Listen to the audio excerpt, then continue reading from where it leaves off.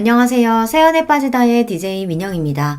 오늘도 두 가지 사연 준비되어 있으니 재미있게 들어주시고요. 구독과 좋아요 버튼도 꼭 눌러주세요. 그럼 오늘의 사연 함께 시작해 볼게요. 안녕하세요. 저는 한 남자의 아내로, 두 아이의 엄마로, 그리고 한 회사의 임원으로서 아주 바쁘게 살아가고 있는 50대 여성입니다. 워킹맘으로 살아가시는 분들이라면 다들 이해하시겠지만 주어진 역할 모두 너무나 소중하고 중요한 일들이라 제가 아내로서, 엄마로서, 직장인으로서 잘 해내고 있는지 의심이 들 때도 많아요. 내가 욕심이 너무 많아서 아내로서, 엄마로서 잘하고 있는 건지 걱정이 될 때도 많습니다. 하지만 지금까지 훌륭한 직장인으로 사는 제가 여전히 멋지다며 엄지를 치켜올리는 남편과 일하는 엄마를 항상 응원해주는 아들, 딸 덕분에 힘내서 살 수 있는 것 같아요. 이렇듯 제 가족들은 직장인으로서의 제 가치를 인정해주며 서로를 보듬어주는 소중한 존재이지만 이런 저를 깎아내리지 못해 안달인 사람들도 있었습니다. 바로 제 동서되는 사람들이에요. 사람의 진정한 가치를 평가하지는 못할 망정 항상 눈에 보이는 성과에 집착하고 사람을 조건으로 따지는 동서들을 그래도 너른 마음으로 이해해 보려고 했지만 그것도 그럴 가치가 있는 사람한테나 통하는 일이더라고요. 그래도 제가 성격이 무던한 편이라 그러려니 늘 넘어가고는 했는데 정작 저보다 제 남편이 저를 깔아뭉개지 못해 안달인 동서들에게 아주 화가 많이 났던 모양이에요. 내 마누라 발끝에도 못 미치는 인간들이 감히 누구 앞에서 내 아내를 무시해? 내 도움 없었으면 사람 사는 꼴도 못 갖추고 살았을 것들이. 아주버님, 저희가 잘못했어요. 그냥 저희는 아주버님 조건에 비해서 형님 조건이 떨어지니까 안타까운 마음에. 이게 아직도 정신을 못 차리고? 고정하세요, 아주버님. 저희가 정말 잘못했어요. 저희 남편이 부처님 가운데 토박이라고 불리는 사람이거든요. 평소에는 늘 허허 웃는 낯이라 좀 얕잡아 보는 어리석은 사람들도 많은 편인데 저들 역시 제 남편을 그렇게만 봤겠죠. 하늘 무서운 줄 모르고 저 깔보다가 저보다 또 더 저를 아끼는 저희 남편에게 호되게 세상 매운맛을 본 동서들이었죠. 대체 어떻게 된 이야기인지 궁금하신가요? 지금부터 그 자세한 이야기를 들려드리도록 할게요. 저희 남편은 삼형제 중 장남으로 태어났습니다. 형제 모두 머리가 좋은 편이라서 좋은 학교 나와 좋은 대학에 들어갔고요. 그 중에서도 제 남편이 공부 머리가 제일 좋았어요.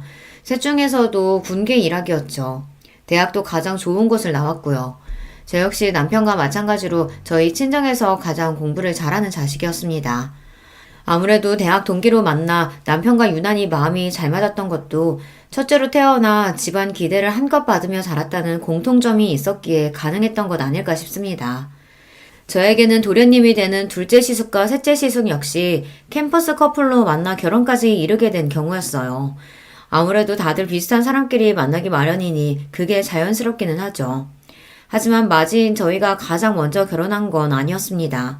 남편도 마찬가지지만 제가 일에 욕심이 좀 많은 편이거든요. 대학 졸업하고는 대학원에 진학한다고 박사학위까지 마친 후에는 제 커리어 쌓느라 바빠서 결혼은 차일피일 미뤄지고 있었습니다. 당시 제 나이를 고려하면 슬슬 혼기가 넘어가고 있었어요. 처음에는 공부 욕심 많은 큰딸 뜻에 군말 없이 따라주시던 저희 친정 부모님조차 이제는 일 좀 그만하고 시집 갔으면 하고 내심 바라셨습니다. 하지만 그런 저를 항상 지지해주고 같은 사회인으로서 존중해준 것이 바로 남편이었어요. 나 당신 일 욕심 많은 거 좋아. 처음부터 모르고 연애 시작했던 것도 아니고 당신같이 능력 있는 사람이 시집 간다고 그 좋은 머리에 집안에만 틀어박히는 게 오히려 사회적인 낭비야. 난 언제고 기다릴 수 있으니까 걱정하지 말고 당신 하고 싶은 거 다 해. 저도 저지만 그 사람도 장남인데 잘난 장남이 여자친구 기다려준다고 홍기가 넘어가도록 장가갈 생각을 하지 않으니 시부모님 속이 어지간히 타실 거였어요. 그럼에도 불구하고 저한테까지 아쉬운 소리 들리지 않도록 남편이 참 신경을 많이 썼습니다. 다시 태어나도 저 사람이 내 짝이다 싶을 정도로 저를 많이 배려해준 사람이죠. 사정이 이렇다 보니 남편 동생들이 형님을 앞지르고 먼저 결혼을 하게 된 거죠. 특히 둘째 시숙의 경우에는 예정보다 이르게 아이가 먼저 생기는 바람에 결혼을 서두르게 되었습니다. 한 해 후배와 교제 중이던 둘째 시숙은 이제 막 취업을 해서 모아둔 돈도 변변치 않은 상황이었어요. 둘째 동서가 둘째 시숙이 군대 가는 동안 대기업에 취직을 하긴 했지만 이제 연차 얼마 되지도 않은 직원이 덜컥 임신까지 해서 자리를 비우게 되었으니 동서도 여간 회사 눈치가 보이는 게 아니었을 거예요. 둘 다 아직 사회에서 제대로 자리를 잡지 못한 상황이었지만 점점 배는 불러가고 있으니 결혼을 미룰 수 있는 상황도 아니었죠. 그렇게 둘은 결혼할 여건도 제대로 갖추지 못한 상황에서 서둘리 결혼을 하게 되었습니다. 셋째 시숙 사정도 그리 다르지는 않았습니다. 그래도 결혼 당시에 셋째 동서가 대기업 취직 후 돈을 좀 모으긴 했으나 문제는 셋째 시숙이었어요. 무슨 팔자에도 없는 사업병에 걸렸는지 대학 졸업하고 바로 취직할 생각은 하지 않고 동기들과 스타트업 기업을 연다 어쩐다 시간만 죽이다 벌써 몇 년을 허송세월했거든요. 자기가 머리 좋다고 믿는 사람들이 저지르기 쉬운 실수가 본인이 선택한 게 잘못되었다는 걸 깨닫는데 시간이 오래 걸린다는 거예요. 좀처럼 자신의 실수를 인정하지 못하고 그 좋은 머리로 고생을 하는 경우를 저희 학교 선후배 중에서도 자주 봤어요. 사람이 학벌만 좋다고 꼭 성공하는 건 아니라는 걸 저희 주변에서 흔하게 볼 수 있었습니다. 셋째 시숙이 딱 그런 경우였죠. 형제 모두 잘난 머리로 어릴 적부터 공부 잘한다고 칭찬만 받아왔으니 자아가 비대해지기 쉬웠어요. 세상에 잘난 사람이 얼마나 많은데 그걸 늦게 깨달을수록 본인 고생만 커지는 법이죠. 결국 뒤늦게 취업 전선에 뛰어들었지만 그보다 더 어린 인재들이 널렸는데 아무리 학벌이 좋아도 신입으로 그 나이 직원을 선호하지는 않으니까요. 결국 본인 욕심보다 훨씬 못한 직장에 다니게 된 셋째 시숙이었습니다. 아마 그나마 셋째 동서가 일찍 자리를 잡지 않았더라면 둘은 훨씬 고생을 했을 거예요. 그러다 보니 각자 좋은 조건의 여성들과 결혼을 했으면서도 두 시숙들 결혼 초에는 꽤나 고생을 했다고 들었습니다. 형님이 워낙 자리를 잘 잡았으니 선뜻 먼저 도와주지 않았더라면 고생이 더 커졌겠죠. 그 고마움을 알아서인지 시숙들이 남편에게 참 잘했습니다. 형수인 저한테도 참 잘했고요. 아직 결혼하지 않았을 때에도 저희에게 형수 되실 분은 저 하나뿐이라며 곧잘 추켜 세워주곤 했어요. 우리 형 장가 좀 가게 해주세요, 형수님. 여자라곤 형수님밖에 모르는 사람인데 저러다가 진짜 노총각으로 늙어 죽겠어요. 얘가 경진이 부담스럽게 왜 이래. 때 되면 하겠지. 형이 이렇게 패기 없으니까 우리가 옆에서 더 이러는 거야. 남자가 할 땐 박력 있게 딱 얘기할 줄도 알아야지. 확실히 부드러운 남편 성격에 비해 사람도 좋아하고 말투에 자신감이 넘치는 시숙들이었습니다. 워낙 오래 본 사이라 예비 시댁 식구가 될 사람들이라는 부담감보다는 저도 그들을 편히 대했어요. 그래서 결혼해서도 시댁 식구들과는 잡음 없이 잘 지낼 수 있을 줄만 알았습니다. 연애를 제법 오래 했기 때문에 이미 양가 부모님들과는 모두들 안면이 있었고 큰아들 늦은 결혼의 원흉이긴 했으나 남편이 워낙 제게 유별나게 굴었기 때문에 저 아니면 결코 결혼하지 않을 거라는 것도 알고 계셨거든요. 이러나 저러나 남편의 유한 성격은 시부모님 유전이었기에 이런 부족한 며느리도 사랑으로 감싸주셨죠. 저희 친정에서 제 남편에 대한 대접은 거의 국빈 대접이라고 해도 과언이 아니었습니다. 아무리 잘난 딸내미라고 하더라도 남편 조건 역시 그에 못지 않았고 지금이야 여자들도 자기 목소리 내며 어깨 펴고 사는 시절이라고 하지만 저 시집 갈 때만 하더라도 여자가 너무 조건 좋은 것도 결혼 상대로 그리 반기는 분위기는 아니었거든요. 결혼하면서 일 정리하는 여자들이 대부분이었고요. 그런데 일 욕심 많은 저를 다 이해해주고 거의 연애 10년을 기다려주는 남자는 정말 흔치 않았습니다. 저희 부모님 입장에서 제 남편은 귀인이나 다름없었어요. 우리 허서방이 우리한테는 은인이다 은인이야. 아니었으면 우리 경진이 저 고집스러운 성격에 어디 시집이나 가려고 들었겠어? 허서방이나 되니까 우리 딸내미 감당되는 거지. 암만 우리 사이가 최고지. 우리 딸이랑 천생연분도 이런 천생연분이 없어. 민망하게 또 그러신다. 제가 경진이 만나 복이 많죠. 저희 친정부모님도 남편도 서로에게 참 잘했습니다. 제 친정 자매들 역시 남편을 참 잘 따랐어요. 똑똑한데 잘난 남편답지 않게 잘난 척 할 줄도 모르고 그저 서글서글한 사람이었으니 동생들이 잘 엉겼죠. 남편이 아들 부잣집 맞이였다면 저는 딸 부잣집 맞이였어요. 제 동생들 입장에서 남편은 그야말로 꿈에 그리던 오빠의 이상향이나 다름없었어요. 제 언니보다 형부를 더 잘 따르는 건 예견된 일이었습니다. 애들 때문에 정신이 하나도 없지? 어제 자기만 보면 어리광이 느는 것 같아. 나야 형부라고 불편하게 생각 안 하고 편하게 대해주니까 좋지. 나 자기 가족들이랑 어울리는 거 진짜 좋아하는 거 알잖아. 어쩜 말도 저렇게 이쁘게 하는지 역시 제가 선택한 남자였습니다. 많이 배운 여자, 먹물 많이 찬 여자는 드세서 좋은 신부감 되기는 글렀다는 말을 창피할 줄도 모르고 하는 제 주변 가부장적인 남자들과는 차원이 다른 남자였습니다. 친정 부모님 말씀이 틀린 게 아니었어요. 남편이 아니었다면 애초에 결혼할 생각도 들지 않았을 겁니다. 그렇게 남편의 삼형제 중 가장 늦게 저희가 웨딩마치를 올리게 되었습니다. 그날은 양가 부모님들이 모두 눈물바람이었어요. 양쪽 집안에서 저희 결혼을 너무 기다리셨습니다. 남편은 그럴 만한 가치가 있는 일이었다고 했지만 제 욕심 때문에 양가 부모님은 물론 남편까지 너무 기다리게 한 것 같아 죄송스러웠어요. 그런 만큼 결혼해서 시부모님께도 그렇고 남편에게도 그렇고 정말 잘하리라고 굳은 다짐을 먹었습니다.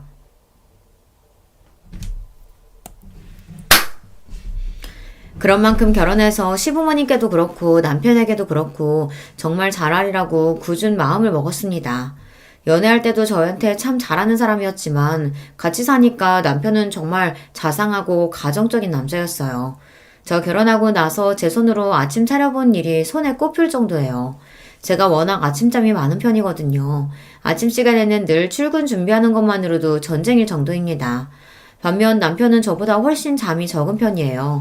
아침에는 항상 저보다 먼저 일어나고요. 신혼 초에는 저 깰 때쯤 이미 자기 출근 준비를 다 마치고 같이 먹을 아침까지 차려놓는 남편한테 민망한 일이 한두 번이 아니었습니다. 그렇게 머쓱해하는 저를 보며 남편이 대수롭지 않게 말했습니다. 저녁 준비는 거의 당신이 다 하잖아. 그럼 내가 아침 준비할 수도 있는 거지. 둘 다 출근하느라 바쁜 건 똑같은데 당신만 요리하라는 법 있어? 그렇게 지금까지 남편이 차려주는 따순밥 먹으며 출근을 하고 있습니다. 신혼 때와 한결같은 모습에 제가 남편 하나는 참 잘 골랐다 싶어요. 처음에는 이상하게 생각하던 친정 부모님도 이제는 좋은 사위 만나 딸 자식 호강하고 산다며 좋아하십니다. 우리네 부모님들 보기에 요리야 결혼한 여자가 전담하는 일이니 처음에는 남편이 저 먹을 걸 챙기는 걸 보고 저희 친정 부모님이 더 안절부절 못하시더라고요. 하지만 저한테 똑같이 설명하는 남편 말에 결국 저희 친정 부모님도 고개를 끄덕이셨습니다. 허서방 하는 말 듣고 보니 그것도 참 일리가 있다. 그래, 일은 똑같이 나가는데 부엌 일은 우리 애만 하는 것도 말이 안 되지.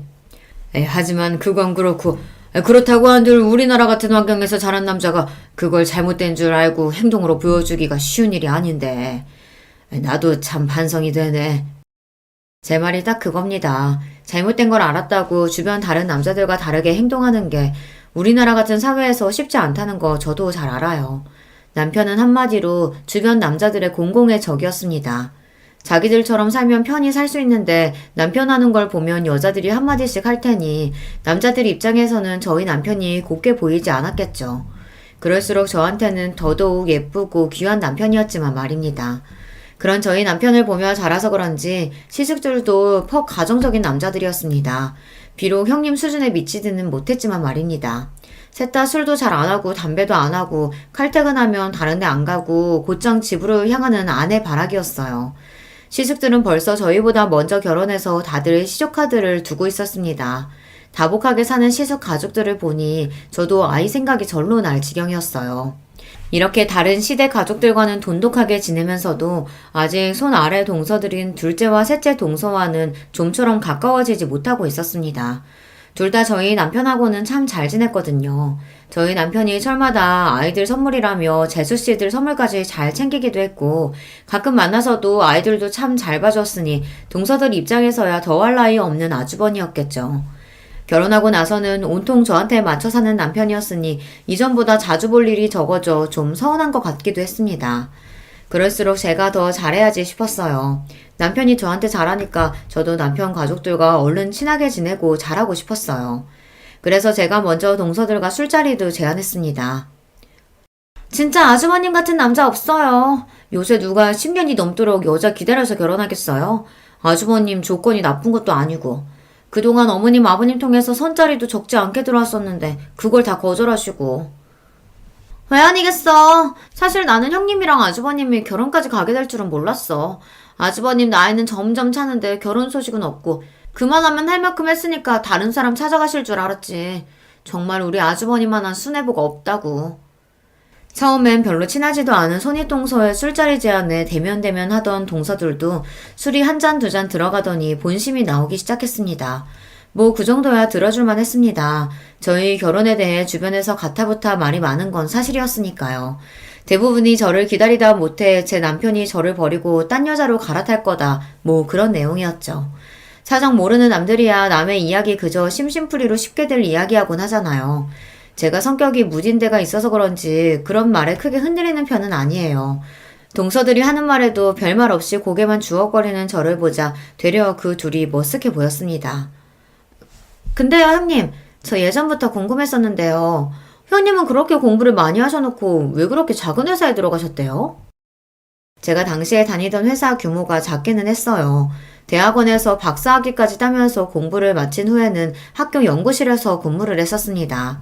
그러다가 경력이 좀 쌓였더니 주변에서 저를 좋게 봐주신 모양인지 제법 제 평판이 괜찮게 소문이 났더라고요. 해외 학술지에 연구 논문이 실리면서부터 일명식도 없던 곳에서 스카우트 제의가 들어오기도 했어요. 최종적으로 제가 자리를 옮긴 곳은 같은 학교 선배이자 연구실 선배이기도 한 지금의 회사 대표님이 갓 설립한 신생 기업이었습니다. 처음 시작할 때 직원이 10명이 채 되지 않았으니 중소기업 치고도 규모가 작은 편이었죠. 셋째 동서가 의문을 가질 만도 하다고 생각했습니다. 지금 회사 대표님이 내가 평소에 존경하던 선배님이시거든. 같이 일하면서 배울 점도 많았고 학교에서 인정도 받고 계시고 지금은 작아도 앞으로 성장 가능성이 높다고 생각해서 자리 옮기게 됐어.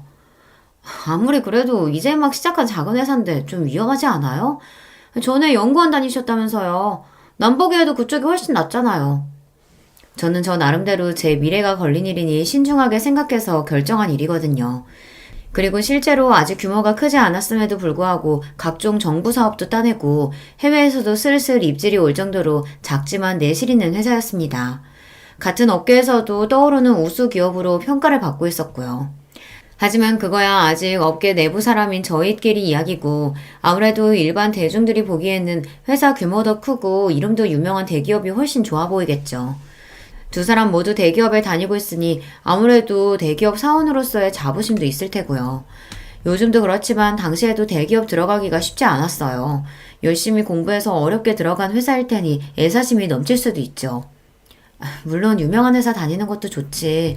그런 직장 다니는 사람들도 대단하다고 생각하고 나도 내 나름대로 내 장래를 생각해서 결정한 거라 아직까지는 별로 후회된다는 생각은 안 드네.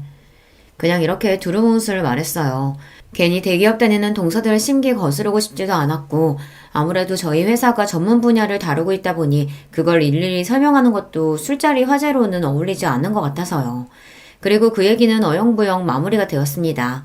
그거 말고도 화제거리야 많으니까요. 형님, 아이 계획은 있으세요? 아주버님이나 형님이나 이제 나이가 적지 않으신데 이제 더 미루면 안 되지 않겠어요? 그래야지. 생기면 생기는 대로 낳을 생각이야. 생기는 대로 낳는다뇨. 형님 이제 그러실 나이 아니에요. 일 그만두고 임신 준비만 해도 늦는다고요. 당시 제 나이가 30대 중반을 향해 가고 있었습니다. 지금으로서야 30 넘어 결혼하는 경우가 대부분이니 늦었다고 하기도 민망한 나이지만 저 결혼한 지 얼마 안 된 시점만 하더라도 초산의 제 나이인 산모는 드물긴 했습니다. 그래서 결혼하면서 남편보다 제가 먼저 아이 이야기를 꺼내기도 했어요. 물론 남편인 괜히 제가 스트레스 받을까봐 너무 급하게 생각하지 말고 기다려보자고 하긴 했지만요. 그래서 저 역시 가급적이면 아이가 얼른 생겼으면 했지만 제 일에 대한 이야기까지 건드리는 건 좀 불쾌했어요. 말씀드렸다시피 제가 일 욕심이 있어서 지금까지 공부하고 커리어 쌓느라 결혼이 늦어진 건데 결혼과 출산 때문에 그걸 놓을 생각은 전혀 없었습니다. 걱정해주는 건 알겠는데 다른 건 몰라도 일만큼은 뭐라고 안 했으면 좋겠어. 나한테는 정말 중요한 문제거든. 아이 가지기 위해서건 낳고 나서건 일 그만둘 생각은 전혀 없어. 동서들도 조카들 낳고도 회사 잘 다니고 있잖아. 그거야 저희는 애들 낳을 때 나이가 어리기도 했고 또 저희는 대기업 다녀서 회사 복지도 잘 되어 있잖아요. 아무래도 중소기업이랑은 다르죠. 제가 중소기업에 다니기는 했지만 저희 회사 복지도 대기업 못지 않았어요. 애초에 선배 회사에 들어갈 때 그런 부분도 고려를 안 한 게 아니거든요. 작은 회사 들어가서 노동력 착취당하고 고생하던 친구들도 있었기에 그런 부분에는 예민한 편이거든요. 선배는 당시로는 흔치 않게 유학 경험도 있고 그런 부분에서도 선진적인 데가 있었습니다. 지금은 흔한 형태이지만 전 직원들에게 회사 지분 일부와 인센티브를 제공하기도 했고요. 현재보다 미래가 기대되는 회사이기에 이런 점들이 모두 매력 포인트로 다가왔습니다. 한마디로 동서들에게 그런 걱정을 들어야 할 필요는 없었다는 거예요. 어쨌든 그런 점들 또한 일일이 설명할 필요는 없다고 생각했기에 그것도 그냥 그렇게 넘겼습니다. 이래저래 걸리는 부분들은 좀 있었습니다만 이만하면 생각보다 그 자리가 그렇게 힘들지는 않았다고 생각했어요. 비록 자신들이 다니는 대기업에 대한 자부심이 좀 지나쳐서 다른 사람 일자리를 좀 업신여기 있는 경향이 있다고 느껴지기는 했으나 그런 사람들이야 워낙 많이 봐서 그러려니 하기도 했고요. 그리고 내내 직업인으로서만 산 저보다는 직장 경험과 결혼 생활을 모두 겪어본 동서들이 하는 말이 더 현실에 기반하고 있지 않을까 싶기도 했어요. 비록 그 둘이 제 손 아래 동서라고 하지만 결혼 생활을 저보다 훨씬 길게 한 사람들이니 손이 하면서 있지도 않은 권위를 내세울 생각도 없었고요. 무엇보다도 실전에서는 경험이 깡패 아닙니까? 결혼 전에 몇 번 보지 못해서 둘을 잘 알지는 못했지만 그래도 그 두 사람이 손이똥서인 저와 일부러 잘 지내지 않으려고 하는 게 아니라면 제게 공격적으로 나올 이유가 없었으니 결국엔 다 저 좋으라고 하는 소리겠거니 했습니다. 그런데 남들 귀에는 별로 그렇게 들리지 않았나 봐요. 그러고 나서 얼마 지나지 않아 명절을 맞이해 시댁에 온 가족이 모였습니다. 저희 친정은 저보다 일찍 결혼한 여동생들이 있긴 해도 아직 아이가 없어서 명절이라고 그렇게 시끄러운 편이 아니에요. 그런데 시댁에는 아이들도 여럿이다 보니 북적북적한 게 제법 텔레비전에서 나오는 명절 분위기가 나더라고요. 좀 정신이 없기는 했지만 이것도 나름 명절답고 괜찮다 싶었습니다. 차례 지내고 할 일 다 끝나고 나니 다들 맛있는 거 먹으면서 서로 근황도 전하고 이야기꽃을 피웠습니다. 얼마 전 동서들끼리 술자리를 가졌다는 말에 둘째 시숙이 너스레를 떨었습니다. 형수님, 저희는 쏙 빼놓고 여자들끼리만 술 마시고 서운합니다. 도련님도 참, 저희는 저희끼리도 자주 봤잖아요. 다들 부인들이 어찌나 예쁜지 잘 보여주지도 않는 바람에 이렇게라도 얼굴 보고 대화 좀 했어요. 그래서 여자들끼리 즐거운 시간 보내셨어요? 그럼요. 서로 얘기도 많이 하고 특히 동서들이 내 걱정 많이 해주길래 내가 도움이 많이 됐어요. 걱정? 아, 우리가 아직 아기가 없으니까 아무래도 동서들이 걱정이 됐나 봐. 내가 다니는 회사가 작으니까 아이 준비하면서 다니기 힘들까 싶어서 걱정도 해주고. 아무래도 결혼 선배님들이시니까 내가 미처 생각하지 못했던 부분들 얘기도 많이 해주더라고. 저는 정말로 호의로 받아들여서 이야기를 한 건데 두 동서 표정이 당황스러움으로 물들었습니다. 남편을 포함한 삼형제 얼굴도 뭔가 애매하더라고요. 그제야 내가 꼬아 얘기한 걸 굳이 쫙쫙 펴서 들은 건가 싶었습니다. 상황이 뭔가 요상하게 돌아가기 시작하자 남편이 애써 굳힌 얼굴을 풀고 말했습니다. 우리 재수씨들이 손인 형님 들어오셨다고 이래저래 걱정이 많으셨나 보네.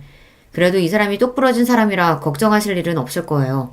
더군다나 남편인 제가 이 사람 능력 있는 걸 이렇게나 좋아하는데 걱정하신 만큼 제가 더 잘하겠습니다.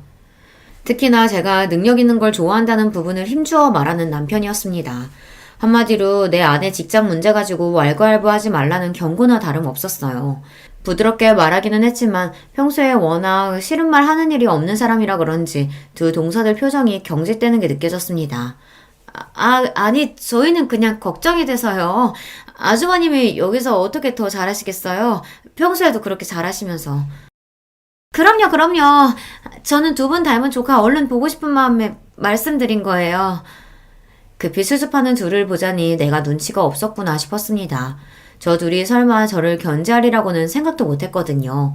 이미 이 집 식구로 잘 자리 잡은 사람들이고 아직 잘 알지도 못하는데 그럴 이유가 있겠나 제가 너무 단순하게 생각한 거죠. 동서지간이라는 거 생각보다 참 복잡한 거더라고요. 단순한 인간관계를 지향하는 저로서는 좀 이해하기 힘들었지만 그래도 아직은 좋은 게 좋은 거라고 모두와 잘 지내고 싶었기에 다음에는 이런 화제 꺼낼 때 좀 조심해야겠다 싶었습니다. 좀 그렇네. 남의 직장 이야기는 그렇게 경솔하게 하는 게 아닌데. 집에 돌아와서까지 답지 않게 기분 나쁜 티를 내는 남편이었습니다. 자기 일로는 참 무던한 사람인데 저나 나중에 태어난 아이들 문제로는 민감한 데가 있더라고요. 하지만 결혼 후에 처음으로 보는 남편 모습이었기에 저는 남편이 좀 예민하게 반응하는 게 아닌가 하고 생각했습니다. 아까 얘기 잘해놓고 뭘 아직까지 마음에 담아두고 그래. 내가 문제가 아니라 당신 기분 나쁘지 않았어? 난 솔직히 아까 동서들 반응 보고서야 그게 내 신경 긁으려고 한 얘긴 줄을 눈치챘어. 나도 참 눈치 없다, 그치? 웃어넘기는 저를 보고 자기가 더 미안한 표정을 짓는 남편이었습니다. 아무렴 제가 아니라 남편이 나서서 한 소리 했는데 또 이렇게 은근슬쩍 제 신경을 긁으려 들기야 할까 싶었습니다. 뭐 저 정도로 긁힐 제 신경이 아니긴 했지만요. 그런데 동서들 입장에서는 결혼 전에 한 번도 자기들한테 싫은 소리 한 적이 없었던 아주버님이 결혼하고 저런 소리를 한다는 게 다 제 딸처럼 느껴졌던 모양이에요. 그전에도 그들과 그리 잘 어우러지는 느낌은 아니었는데 저러고 나서는 은근히 저를 대화에서 배제하는 느낌이었어요. 결국 이렇게 되었구나 싶으면서도 솔직히 그럴 수도 있다고 생각했어요. 사람이 자기가 하는 일이 옳고 그르고를 떠나서 감정 상할 일을 겪었으면 아무래도 상대방에게 좋은 마음 먹기가 쉽지 않기는 하죠. 의도한 바는 아니었으나 어쨌든 시댁 모임 중에 분위기가 흐려진 것도 사실이었으니 할 수 없다 싶었습니다. 결혼하고 처음으로 맞이하는 시아버지 생신에 다시 온 가족이 시댁으로 모여들었습니다. 이 집 며느리가 되고 나서 처음으로 챙겨드리는 시아버지 생신이었으니 저도 신경을 많이 썼어요. 마침 연구 성과로 인센티브를 받은 직후라 주머니 사정도 넉넉했습니다. 평생 명품 한번 써본 적이 없다고 하시길래 용돈과 함께 명품 지갑과 넥타이 세트를 준비했습니다. 물론 명품은 시대를 막론하고 저렴한 적이 없었기에 그 당시에도 가격대가 상당했어요. 그러나 그렇다고 제 형편에 지나치게 무리한 것도 아니었어요. 그걸 알고 있으니 남편도 굳이 말리지 않는 게 아니겠습니까? 오히려 제가 이렇게 단단히 준비한 게 본인 면이라도 세워지는 것처럼 으스케하는 남편이었어요. 시아버지한테 명품 선물하는 며느리라니. 내가 역시 능력 있는 여자 제대로 잡았지. 호태훈이 아주 봉잡았다. 하여튼 너스레는. 남편 말에 민망하면서도 기분은 나쁘지 않았습니다. 부디 시아버지께서도 저렇게 좋아해 주셨으면 더 바랄 게 없겠다 싶었죠. 다행히 선물 받고 아버님이 아주 기뻐하시더라고요. 세상에 내 팔자에 명품을 다 써보고 내가 우리 큰며느리 덕에 아주 호강한다. 고맙다 아가. 내가 아주 평생 아껴 쓸게. 아휴 아니에요 아버님. 별거 아니에요. 해지면 새 걸로 바꿔드릴 테니까 아끼지 말고 편하게 쓰세요. 와 우리 형수님 멋있다. 역시 능력자는 다르네. 하여튼 너스레 떠는 건 이 집 남자들 유전인가 봅니다. 어머님까지 그 광경을 보며 만면에 미소를 띄우셨습니다. 이 분위기에 좀처럼 섞이지 못한 건 동서들 두 사람뿐이었어요. 우리 형님 시집 오셔서 처음 맞는 시아버지 생신이라고 무리하셨네. 당분간 좀 힘드시겠어요? 그러게 작은 회사에서 월급도 얼마 안 나올 텐데. 이번에는 눈치 없는 저도 대번에 알아차릴 수 있을 만큼 두 사람 말투에 가시가 돋쳐 있었습니다. 순식간에 주변 분위기가 찬물을 끼얹은 것처럼 싸하게 가라앉았어요. 순간 성질을 못 이기고 내뱉어놓고 둘 다 아차 하는 게 보이더라고요. 그래봤자 늦었지만 말입니다. 이 사람이 분위기 좋은데 괜히 왜 심술이야. 형수님이 어려서니 알아서 하시겠지. 작은 회사니 어쩌니 하는 소리가 왜 나와? 아니 우리는 걱정돼서 하는 말이지. 그래도 이 사람이. 한창 분위기 좋았는데 순식간에 불화의 씨앗이 싹 탔습니다. 특히 시부모님 표정이 너무 안 좋더라고요. 너희들이 그렇게 말하면 내서 준비한 큰애 기분이 어떻겠냐? 받는 나는 또 어떻고? 그러게 말이다. 너희들 지금 너희 큰형님만 무안준 게 아니라 네 시아버지까지 물색 없는 사람 만든 거야. 좋은 날 이게 무슨 일이니? 중간에서 저만 괜히 새우등 터져서 안절부절 못했습니다. 그런 저를 보더니 남편이 제 손을 꼭 쥐고는 낮은 목소리로 말했어요. 제가 저번부터 말하고 싶었는데 대체 왜 그렇게 이 사람 직장을 까내리지 못해서 날린 겁니까? 이 사람 능력 업계에서도 알아주는 사람이고 그래서 지금 회사도 대표한테 직접 스카우트 받아서 좋은 대우 받으면서 간 거예요. 그래서 들어가면서도 과장 직감 단 거고요. 중소기업이라니까 무슨 구멍가게라도 되는 줄 아시는 모양인데 내실 있는 기업이라고 평판도 좋아요. 그런 거 다 떠나서 이전부터 어떻게든 이 사람 트집 잡으려고 하는 것 같아서 남편으로서 기분이 쏙 좋지 않네요. 앞으로는 더 조심하셨으면 합니다. 이제 아주 대놓고 경고하며 제 편을 드는 남편이었습니다. 동서들이 말실수한 게 있으니 아무도 그 말에 의의를 제기하지 않으셨어요. 방금 건 저도 동서들이 선 넘었다 싶었습니다. 제가 마음에 들지 않는 건 들지 않는 거고 굳이 어른들 들리시는 데에서까지 저러는 건 지나쳤죠. 물론 이번에도 제가 이야기하기도 전에 제 남편이 상황을 정리했지만요. 이런 걸로 절대 서운하게 하는 법이 없는 사람이었습니다. 기껏 좋은 선물 준비해서 시아버지께서 생신날 기쁜 마음만 가지셨으면 했는데 또 경솔한 발언을 한 돈서들 때문에 기쁨이 반감된 것 같아 저도 기분이 썩 좋지 않았습니다. 하필 생신에 왜 그런 소리를 해서 다음에 저런 소리 하면 그때는 나도 제대로 한 소리 해야지 싶었습니다. 그렇게 애매한 분위기 속에 자리를 파하게 되었어요. 그리고 얼마지 않아 저에게 기쁜 소식이 생겼습니다. 오랜 시간 공을 들였던 프로젝트가 성황리에 마무리되어 해외 특허까지 따내게 된 거였어요. 대부분의 프로젝트 책임자가 선배인 대표님이었던 예전과 달리 제가 단독으로 책임자로 나선 건이었죠. 당연히 대표님도 뛸 듯이 기뻐하셨습니다. 내가 뭐라 그랬어? 내가 너 연구실 나온 거 절대로 후회하지 않게 해줄 거라고 했지? 여기서 훨씬 네 재능 펼칠 기회 많을 거라고.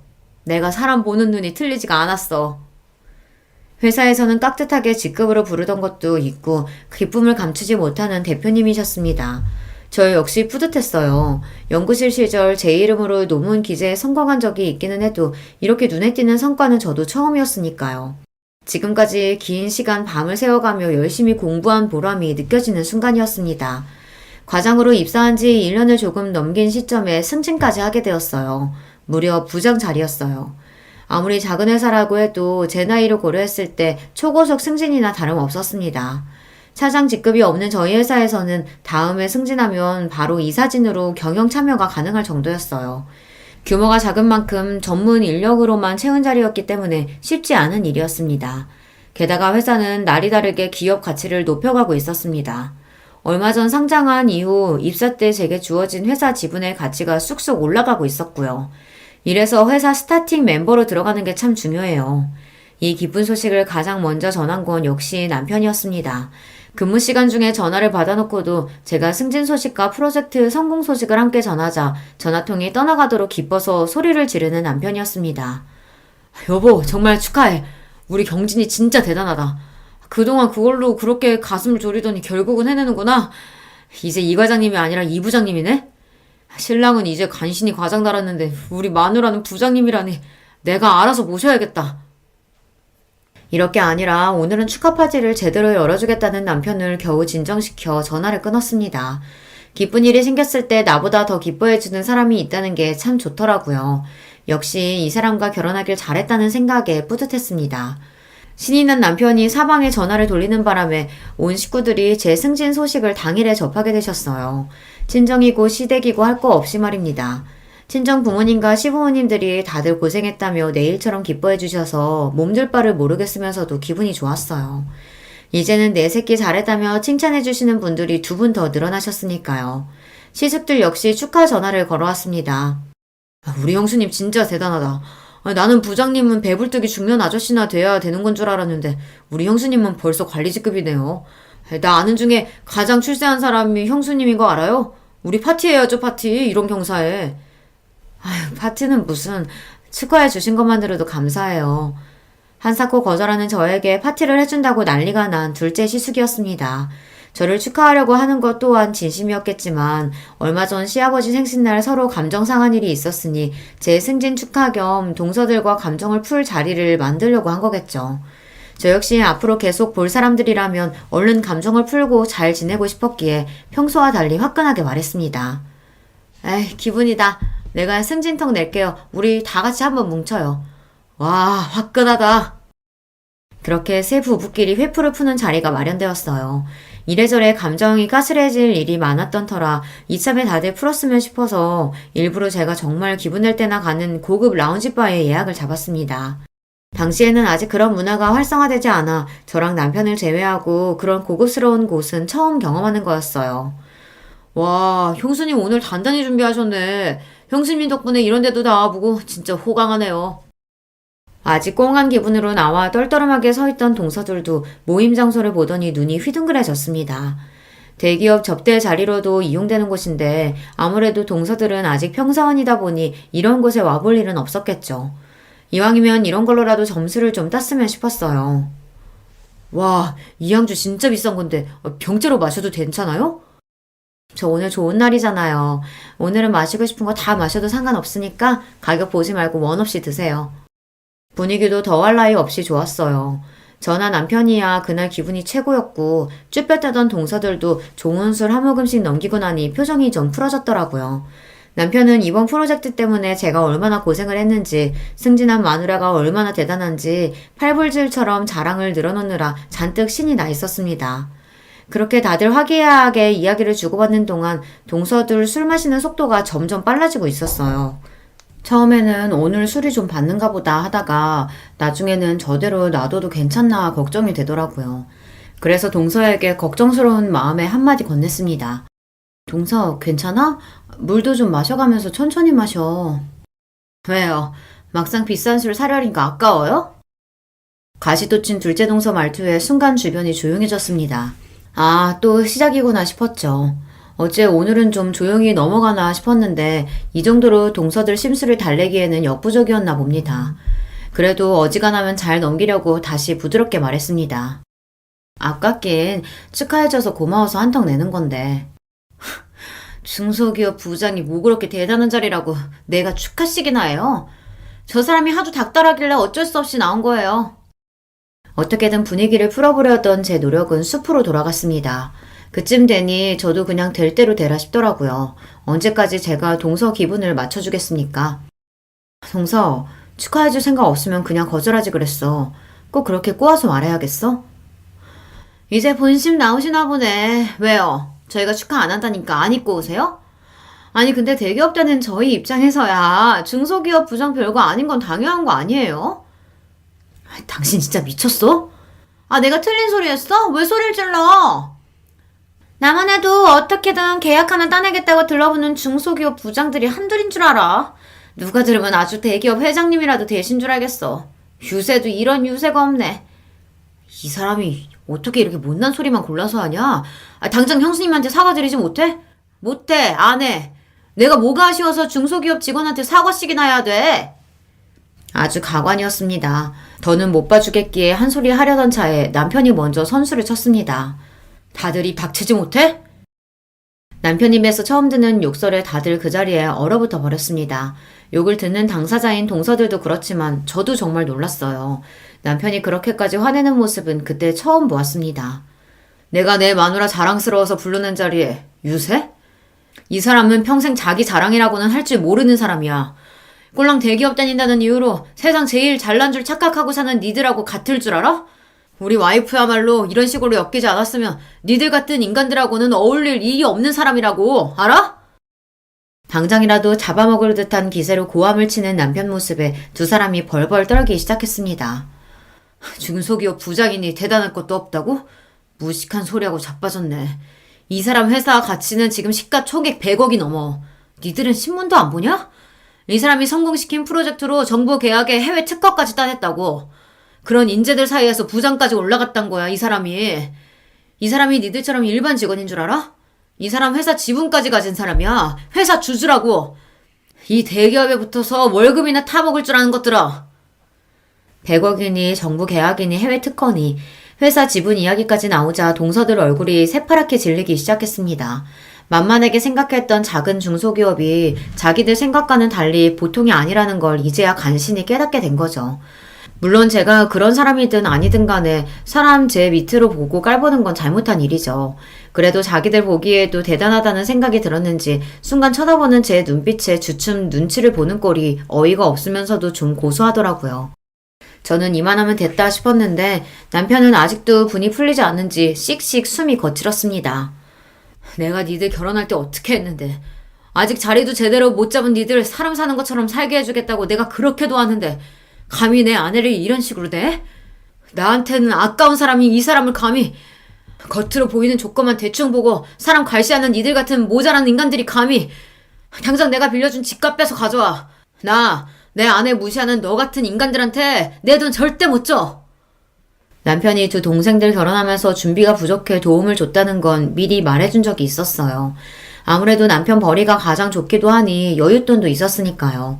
그걸 그래도 돈거래가 오갔으니 명목상 계약서를 쓰고 이자도 받지 않고 그 일부를 천천히 갖고 있었죠. 남 같으면 가당치도 않을 이야기였습니다. 하지만 이제 자기한테는 남보다도 못하니 당장에 그 돈을 갚으라는 이야기였죠. 그 돈이 한두 푼도 아니고 동서들은 물론이고 시숙들까지 얼굴에 피기가 싹 가셨습니다. 아주버님, 저희가 잘못했어요. 제가 진짜 몰라서 실수했어요. 형님, 제가 죄송해요. 다시는 형님 앞에서 건방 떨지 않을게요. 형님, 잘못했어요. 저는 형님이 그렇게 대단한 분인 줄도 모르고. 그렇게 콧대 높게 굴던 둘이 돈 내놓으라는 남편 말에 아주 납작 엎드려서 저렇게 쉽게 사과하는 꼴을 보고 있자니 한심스러웠습니다. 내가 대단한 사람이건 아니건 사람이 사람을 그렇게 대하는 건 아니야. 사과를 그런 식으로 하는 것도 아니고. 돈 문제는 나는 모르겠네. 이 사람 돈인데 내가 왈가왈부할 일도 아니고 알아서 해결들 봐요. 그러고는 아직도 분이 풀리지 않아 씩씩대는 남편을 데리고 나와버렸습니다. 그 와중에 술값 계산하려는 저를 보고 저것들 꼴을 보고도 비싼 양주 사 먹이고 싶냐며 남편이 난리치는 바람에 결국 그냥 나오고 말았습니다. 당신 진짜 그 돈 한꺼번에 다 받을 거야? 내가 내 돈 받겠다는데 왜? 내가 그간 못 받은 이자까지 싹 쳐서 받아낼 거야. 나 무시하는 건 참아도 당신 무시하는 건 절대 못 참아.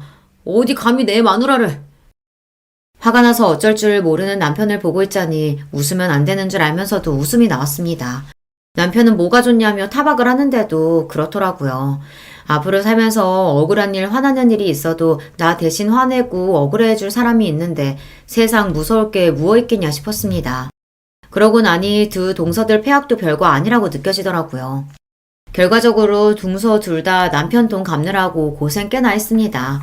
남편이 시숙들 도움 받아다가는 정말 당장 소송해서 받아낼 거라고 으름장을 놓는 바람에 대기업 다녀받은 피 같은 월급 내놓느라 둘 모두 속이 쓰렸을 거예요. 이건 남편과 시숙들 간의 모종의 거래가 있었습니다. 니들 같으면 마누라 그 꼴 당하는 걸 보고 가만히 있겠냐는 말에 시숙들도 할 말이 없었겠죠. 그래도 부부인이 뒤에서 몰래 도왔다는 걸 알고 있지만 그 정도는 농감아주기로 했습니다. 이 막장 드라마 같은 상황을 숨기지 않고 일러 바친 남편 덕에 동서들은 시부모님께도 단단히 야단을 맞았습니다. 내가 그동안 니들한테 너무 잘해준 모양이다. 어디 감히 손이 동서를 제 밑으로 보고 그따위 짓거리를 벌여. 감히 내 집에서. 남편이나 시부모님이나 그리 마음씨가 비단결 같은 분들이 화내니까 정말로 무섭더라고요. 그날로 그 둘에게 사근사근 부드러운 시부모님은 영영 사라졌습니다. 제대로 바닥을 보였으니 아무리 행동을 조심해도 시부모님 입장에서는 더는 믿업지 못한 모양이었어요. 그리고 십수년이 지났지만 그 둘은 여전히 저한테 쪽도 못 쓰고 잔뜩 기가 눌려 지내고 있습니다. 사실 제가 크게 뭘 한 건 없는데 주변에서 워낙 야단이었다 보니 둘 다 아주 된통 당하기는 했죠. 결국 이자까지 쳐서 그 돈을 다 받아낸 제 남편이 참 대단해요. 그 이후로 저는 결국 회사 이사진까지 올라가는 데 성공했습니다. 지금은 업계에서 저희 회사 이름만 들으면 모르는 사람이 없을 정도로 회사를 성장시켰습니다. 여전히 대기업에 비하면 직원 수는 적은 편입니다만 그래도 지금은 직원 수가 거의 200여 명에 육박할 정도로 규모가 커졌습니다. 제 연봉이나 회사 지분 가치를 따지면 여느 대기업 이사들에게도 뒤지지 않을 정도입니다. 동서 둘은 그리고 채 10년도 채우지 못하고 회사를 나오게 되었어요. 아무래도 평사원은 많고 관리직까지 승진하는 사람은 소수이다 보니 남자들도 40대에 들어서면 대기업에서 명예퇴직하는 경우가 많죠. 아이까지 있고 승진에 실패한 동서들이 끝까지 대기업에서 살아남기는 힘들었을 겁니다. 대기업 다니는 게 평생 가장 큰 자랑인 두 사람이었는데 결국 이 나이까지 왕성하게 사회활동하는 사람은 저뿐이네요. 회사 그만두고 둘 모두 급격히 기가 죽은 탓에 오히려 이제는 짠하게 느껴지기까지 합니다.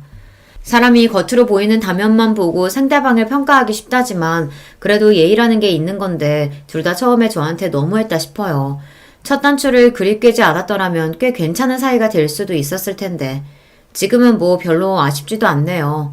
여전히 하늘이 두 쪽 나도 제 편인 남편과 이제는 남편과 저를 쏙 닮은 소중한 아이들도 있는 판에 거기까지 신경 쓸 여력이 없기도 하고요. 회사 일 역시 바쁘지만 더없이 만족스러워서 저는 잘 지내고 있습니다. 지금은 한때 그런 일도 있었지 웃으면서 이야기할 수 있을 정도로 작은 해프닝으로 느껴지기도 해요. 다들 제 이야기 재미있게 잘 들어주셨는지 모르겠어요. 오늘 하루 여러분도 열심히 일하시고 하루의 마지막에는 소중한 사람들 품에 돌아가 따뜻한 시간 보내시길 바라며 이야기 마칠게요. 안녕하세요. 저는 30 중반 된 여성입니다. 요즘 참 시끄러운 일이 많죠? 그중 가장 이야기 많이들 하시는 것 중 하나가 바로 교사와 교권 문제잖아요. 저도 이와 관련하여 겪었던 일이 있어서 이번 기회에 털어놔보고 싶어 사연을 보내드립니다. 저는 20대 중반에 교사가 되었어요. 벌써 10년 전이네요. 교사 경쟁률이 떨어졌다고는 해도 임용고시는 여전히 어렵습니다. 사범대 나와서 임용고시를 볼 때 얼마나 긴장하고 열심히 노력했었는지 몰라요. 사실 좀 더 어른스러운 아이들을 상대로 대학 보내는 즐거움을 느끼고 싶다면 중고등학교 선생님이 되는 쪽이 좋습니다. 사실 중고등학생쯤 되면 뛰어난 아이들은 정말 뛰어나서 선생님에 대해 예의를 잘 갖추는 아이들도 많아요. 물론 요즘 교권이 추락해서 교실 학생들 전반적인 수준도 떨어지기는 했지만 얌전하고 좋은 학생들도 여전히 있어요. 그런 아이들의 존재가 지워지고 피해를 입는 일이 많아져서 안타깝기는 하지만요. 그런데 저는 애초에 대학에 들어갈 때부터 초등학교 선생님이 되겠다고 마음을 먹었던 이유가 아이들을 너무 좋아해서였어요. 아직 중학교도 들어가기 전 유치원을 나와서 학교에 막 입학하는 그 조그만 아이들이 얼마나 귀여웠는지 몰라요. 그건 지금도 마찬가지고요. 고사리 같은 손을 내밀면서 선생님을 부르는 아이들을 가르치고 돌보다 보면 제가 정말 세상 모든 아이들의 엄마라도 된 것 같은 기분을 느낄 수 있었거든요. 최선을 다해서 임용고시를 치르고서 다행히도 운 좋게 처음 본 시험에 합격하여 사립초등학교에 들어가게 되었습니다. 사립초등학교는 연봉이 그래도 높은 편이에요. 서울에 있는 사립초등학교였는데 아이들 수준도 높고 꽤 신경 쓰는 집안의 부모님들도 많이 계셨죠. 신규 때는 그래도 운이 좋았는지 정말 좋은 학부모님들과 착한 아이들로 이루어진 반을 맡게 되어서 즐겁게 1년을 보낼 수 있었어요. 신규로 교사 일을 시작하면 얼마나 떨리고 의욕이 넘치는지 아마 교사분들은 아실 텐데요. 조그만 아이들의 1년이 제 손에 달렸다고 생각하면 없던 의욕도 생기는 게 바로 교사들이랍니다. 그래서 저 역시도 정말 의욕 넘치게 아이들을 최선을 다해 보살피고 가르치면서 1년을 보냈어요. 그래도 좋은 학부모님들과 인연을 맺으며 한 해를 보내고 나니 자신감이 생기더군요. 그 다음 해에도 그래서 조금 노하우가 생긴 상태로 조금 더 능숙하게 아이들을 가르칠 수 있었는데요. 2년 차에도 별 문제는 없었어요. 약간씩의 트러블은 있었지만 그래도 상식 내였고 제가 컨트롤할 수 있는 범위 내였거든요. 다른 선생님들도 많이 도와주시고 조언도 많이 해주시는 편이었고요. 그런데 문제가 이제 3년 차에 벌어지게 된 거였죠. 당시 3년 차에 처음으로 고학년 담임을 맡게 되었는데 그동안 저학년만 맡다 보니까 애들이 다 순했거든요. 아직 뭘 모르기도 하고 제가 타이르면 말도 잘 들었고요. 게다가 운 좋게 아주 좋은 학부모님들로 구성된 학급이었어요. 그런데 이제 그게 5, 6학년쯤 되면 애들이 머리가 커서 완전히 달라진다는 말을 다른 선생님들께 듣기는 했는데 체감은 못하고 있었던 거예요. 그런 와중에 덜컥 6학년 담임을 맡게 된 거였죠. 게다가 더 큰 문제가 있었어요.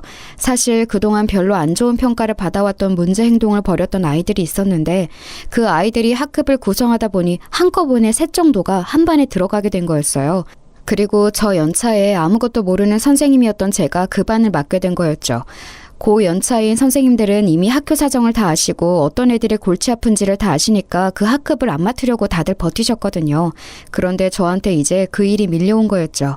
아직 아무것도 모르고 저학년 아이들 그래도 나름 별탈 없이 2년 동안 잘 가르쳤고 그랬으니 저 연차 젊은 여선생님한테 골치 아픈 애들을 그냥 떠맡겨버린 거였어요. 저는 사실 그것도 모른 채로 처음 만난 고학년이니 정말 잘 준비해서 가르쳐야겠구나 하면서 준비를 열심히 했었죠. 새학기가 되어 처음 교실에 들어갔는데 애들이 난장판이더라고요. 원래 애들이란 쉬는 시간에 선생님 없을 때는 난장판인 게 당연하니까 저는 그냥 그러려니 했어요. 그리고 모두 앉으라고 이제 수업 시작하겠다고 이야기를 했죠. 그런데 몇몇 애들을 제외하고는 애들이 조용하지를 않는 거예요.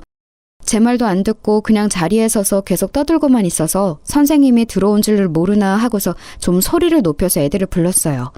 애들아, 이제 좀 조용히 하고 수업 시작하자, 이런 식으로 이야기를 했죠. 그랬더니 반 애들이 저를 쓱 돌아보는데 좀 귀찮다는 눈길 있죠? 그런 식으로 돌아보더군요. 저학년 애기들한테서는 한 번도 받아본 적 없는 시선이라서 저는 좀 충격을 받기도 했습니다.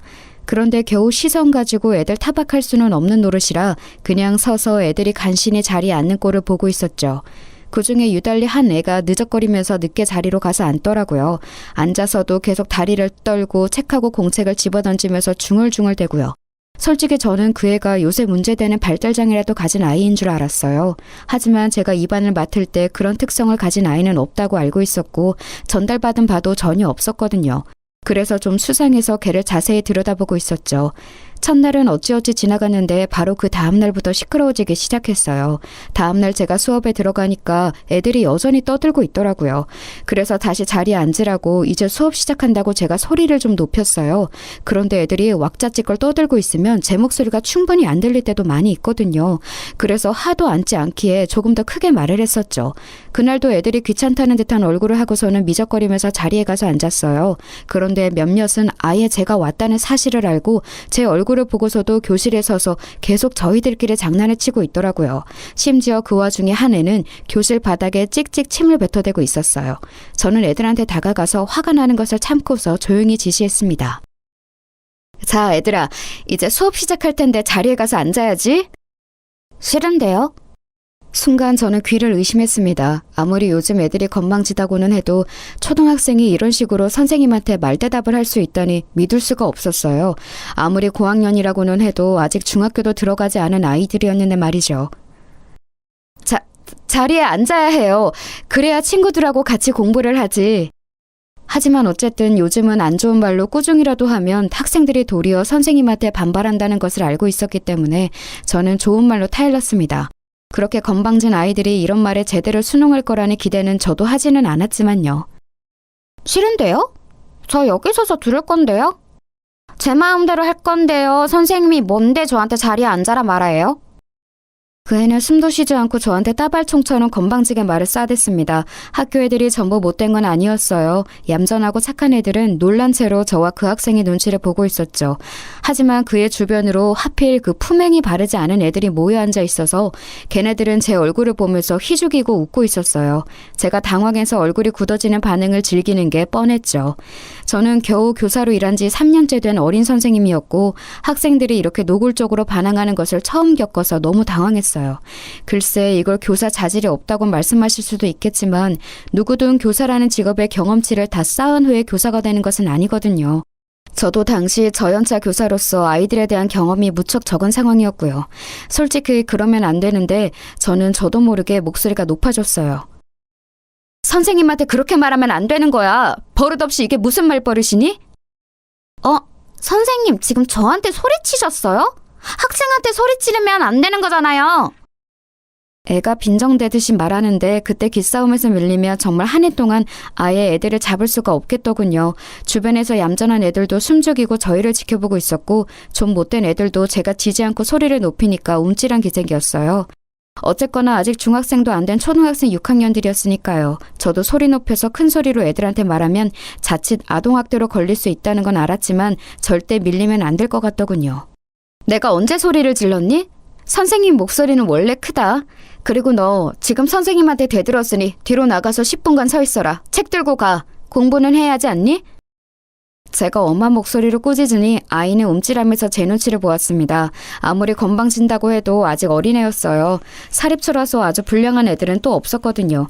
사실 불안하기는 했어요. 요즘은 초등학교 고학년 애들도 선생님을 우습게 알아서 대들고 심지어 때리기까지 하는 애들도 있다는 건 알고 있었지만 그래도 저는 한 해 동안 애들 가르칠 걸 생각하면 물러날 수가 없더라고요. 다른 사람도 아닌 제가 이 아이들을 전부 책임지고 가르쳐야 했으니까요. 하지만 눈치를 보는 듯했던 그 애는 곧 열받는다면서 크게 소리를 지르고 발을 굴러대기 시작했습니다. 저는 겨우 초등학생인 애가 그렇게 욕을 할 수 있다는 걸 그때 처음 알았어요. 물론 요새 초등학생들이 정말 어른 못지않게 더러운 말도 하고 거칠 수 있다는 건 알았지만 눈앞에서 실제로 목격하는 건 완전히 다른 일이죠. 게다가 제가 가르치는 제 학급에 그런 애가 있다는 사실까지 알게 된 거였으니까요. 심지어 교실 바닥에 침까지 뱉더군요. 그런데 큰 소리가 나서인지 학기초라 복도를 이리저리 다니며 학급들을 살피던 교감 선생님이 창문 너머로 나타나셨어요. 다른 학급 애들도 숨죽이고 전부 뚫어져라 쳐다보고 있지. 교감 선생님 얼굴도 보이지. 저는 물러나지 않고 단호한 태도지. 이러니까 그 건방진 학생도 더 반항하기가 애매한지 씩씩대면서 뒤로 나가더군요. 제가 책을 가지고 가라고 했지만 책을 도리어 책상 위에 집어던지고서 책상 다리를 걷어차면서 나갔어요. 저는 너무 속이 울렁거리고 심장이 뛰었지만 침착한 척 다시 교탁으로 돌아와서 앞에 섰죠. 그러고 나서 책을 펴라고 하자 애들이 슬금슬금 눈치를 보면서 책을 다들 폈어요. 지금 제가 저 건방진 애하고 기싸움에서 이긴 것이라 애들이 제 말을 듣기 시작한 것이 느껴질 정도였죠. 창문 밖에서는 교감 선생님이 한참이나 지켜보다가 고개를 설레설레 젓고서는 곧 사라지셨어요. 10분이 지난 뒤 쿵쾅대면서 자기 자리로 돌아간 그 애는 노골적으로 불만을 표시하면서 책상에 엎드려서 제 얼굴도 보지 않더군요. 뭐 괜찮았었어요. 학급 다른 친구들의 공부를 방해만 안 한다면요. 문제는 그런 애가 하나 있으면 학급의 면학 분위기가 애초에 다 흐려져 버린다는 거였죠. 순하고 모범적인 대다수의 학생들이 그렇게 마음대로 멋대로 행동하는 아이 두세 때문에 공부도 하지 못하고 선생님에게 제대로 된 지도도 받지 못한 채로 피해를 보는 경우가 많거든요. 그래서 저는 그 애를 비롯해서 아까 저한테 빈정대는 눈길을 한 3명한테는 절대 기싸움에서 밀리면 안 되겠다는 생각이 들었어요. 사실 선생으로서 학생하고 기싸움을, 심지어 초등학생하고 기싸움을 이겨야 한다는 생각을 하는 게 너무 한심하긴 했습니다만 그렇다고 해서 여기서 밀릴 수도 없는 일이었죠. 그렇게 그날 수업이 모두 끝나고 나서 애들 가고 난 후 제 뒷정리를 하고 있는데 교감 선생님이 저를 부르시더군요. 손 선생, 내가 아까 지켜봤지만 앞으로는 그렇게 하면 안 돼. 무슨 말인지 알죠? 네? 어떤 거요? 아까 애한테 소리친 거 말이야. 걔 부모님이 좀 그런 분이거든. 언제 어떤 것으로 물고 늘어져서 1년 내내 골치 아프게 할지 모르는 일이라서 그래. 하지만 그렇게 하지 않으면 걔가 학급 분위기를 다 망칠 텐데요. 1년 내내 다른 애들이 피해를 정말 많이 볼 거예요. 걔가 들어간 학급은 어쩔 수가 없어요. 여태까지 계속 그래왔으니까. 그냥 손 선생도 포기하고 걔는 하고 싶은 대로 하게 내버려 두는 게 좋아. 교감 선생님은 걱정스러운 얼굴이셨어요. 하지만 동시에 저는 교감 선생님 표정에서 긁어 붓으로 만들지 말아라 라는 의미도 읽을 수 있었죠. 그냥 걔를 내버려 두기만 하고 6학년이니 딱 1년만 참으면 졸업시켜서 잊어버릴 수 있다는 뜻이기도 했을 거예요. 학교 현장에서는 정말 어쩔 수 없는 애들을 전학시켜버리거나 해서 학교에서 일단 나가기만 하면 그래도 잊을 수 있었으니까요. 졸업이 딱 1년 남았으니 그 기간만 버티면 된다는 거였죠. 하지만 저는 그럴 수는 없었어요. 그 건방진 학생 자신도 사실 문제죠. 아무리 건방을 떤다고 해도 겨우 초등학교 6학년생이잖아요. 지금 버릇을 고치면 그래도 향후 인생을 살아갈 때 많은 도움이 될 텐데 시도도 안 해보고 항복한 채로 그냥 포기해버릴 수는 없었어요. 게다가 제가 아주 저연차 교사였고 나름대로 청운의 꿈을 꾸고 있던 때였기에 더 그랬죠. 게다가 그 애를 그냥 두면 학급의 얌전한 아이들도 완전히 흐려진 분위기 속에 처할 게 뻔했고 어떤 아이들은 그 버릇을 닮아서 더 나빠질 수도 있었어요. 일단 저는 교감 선생님한테는 그냥 고개를 끄덕이고서 나왔지만 그 다음 날도 또 그 다음 날도 그 애한테 져주지 않았어요. 그 건방진 애는 사사건건 저한테 맞서면서 저를 선생 취급도 하지 않으려고 들었죠. 어떤 때는 저한테 말대답을 하고 어떤 때는 대놓고 무시하면서 책도 펴지 않고 들은 척도 하지 않았었는데요. 그래도 저는 일단 교감 선생님이 하신 말씀도 있기 때문에 소리는 높이지 않았지만 일단 아이 앞에 앉아서 저를 쳐다보고 말을 들을 때까지 차분하게 계속해서 지시했어요. 그 때문에 다른 아이들이 제대로 공부를 배우지 못해서 피해를 입었지만 그래도 학기 초에 애를 잡아놓는 게 분명히 나을 거라고 생각되어서 별다른 도리가 없더라고요. 그런데 그러다가 제가 결국 목소리를 높이고 화를 내게 된 사건이 터졌죠. 그 애가 몰카를 찍으려고 덤빈 거였어요. 제가 치마를 입고 왔을 때 노골적으로 제 치마 밑으로 핸드폰을 넣어서 촬영하려고 들었거든요. 믿어지세요? 겨우 초등학교 6학년생이 그런 짓을 하더라고요. 제가 살짝 교실을 걸으면서 가르치고 있었거든요. 그런데 맨 앞줄에 앉은 그 녀석이 슬쩍 발을 내밀어서 제 쪽으로 뻗더라고요. 저는 그런가 보다 하고 그냥 애들을 보면서 시선을 위로하고 있었는데 다시 돌아서 앞쪽으로 가려다가 밑을 보게 된 거예요. 그 애 녀석이 운동화에다가 핸드폰을 붙여서 제 치마 아래쪽으로 넣어서 촬영을 하고 있더라고요. 저는 저학년을 가르칠 때는 진짜 상상도 못했던 일이라서 순간 열이 뻗쳐서 말이 안 나올 정도더라고요. 저한테 발각된 주제에 그 녀석은 난처해하지도 않고 빙글빙글 웃으면서 핸드폰을 슬쩍 지 쪽으로 가져가는데 제가 빼앗아 버렸어요. 그랬더니 걔가 그러는 거예요. 선생님 핸드폰 주세요. 지금 제 물건 빼앗아 가는 거예요? 너 이게 무슨 짓이야? 지금 뭐 찍은 거야? 너 제정신이니? 저도 모르게 목소리가 있는 힘껏 높아져 있었죠. 네, 물론 아동한테 큰 소리를 내서도 거친 말을 해서도 안 되는 게 교사의 본분인 것은 알아요. 하지만 이런 상황에서 도저히 침착함을 유지할 수가 없었죠. 게다가 저도 당시에는 겨우 20 중반 갓 벗어난 저연자 교사였고 그 애는 덩치가 커서 거의 고등학생처럼 보일 정도인 애였어요. 제가 얼굴이 새빨개지도록 화를 내는데 그 녀석이 그러더군요. 그 핸드폰 내 거고 내가 찍은 것도 내 거예요. 선생님을 건드릴 권리 없어요. 핸드폰 내놔요.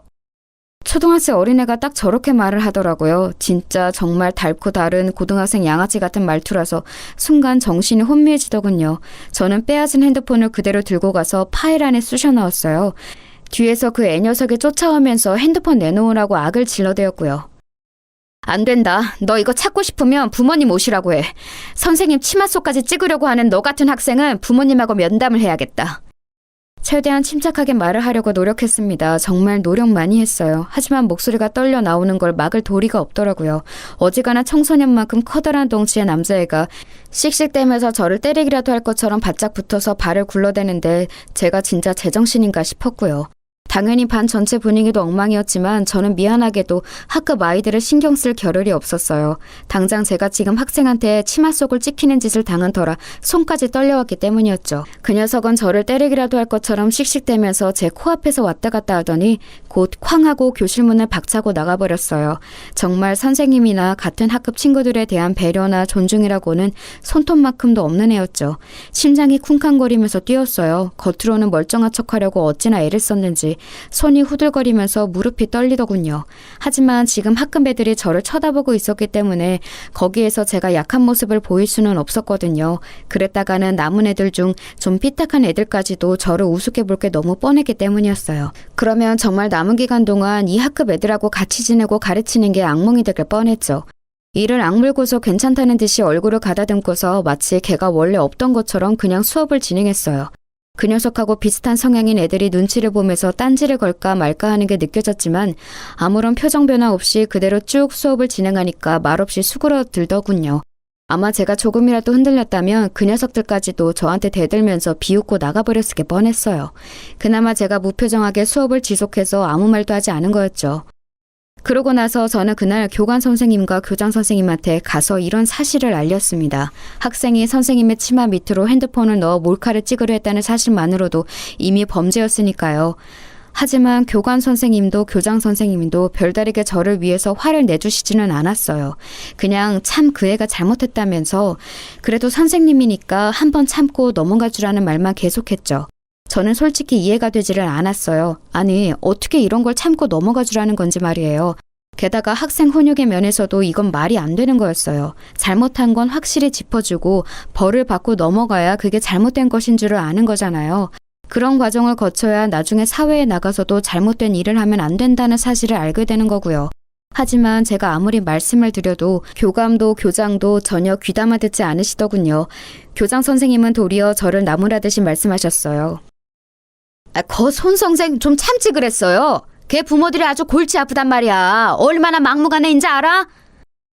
하지만 제가 이걸 참고 넘어간다고 해도 걔가 나중에 어떤 꼴이 될까요? 애를 가르치기 위해서라도 이건 그냥 넘어가면 안 되는 거라고 생각합니다. 그거야 우리가 알 바가 아니지. 이제 애들의 미래를 우리가 책임진다는 생각은 버려요. 그런 마인드로는 애들 가르치는 일 길게 못하니까. 아니 물론 손 선생이 아직 젊고 교직에 들어온 지 얼마 안 되어서 이상적인 생각을 하고 있다는 건 알아요. 하지만 그게 먹히는 시대가 아니란 말이지. 손 선생 본인은 물론이고 다른 학생들이나 선생님들까지도 다 너무 골치가 아파진다고. 본인 혼자만 힘들고 마는 게 아니란 말이야. 교장 선생님은 답답하다는 듯이 저한테 그렇게 꾸중을 하셨습니다.